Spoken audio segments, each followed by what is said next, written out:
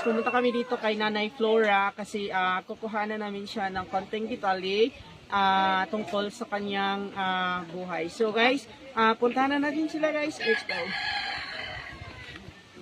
So, walang. Ayo.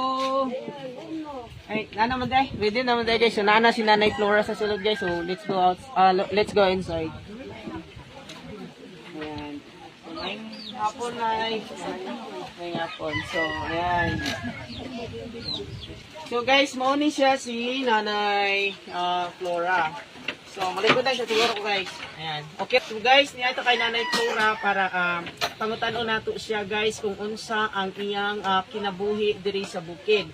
So, ato siyang pangutanon kung napa ba siya mga anak or bana or nagatiman kaniya diri sa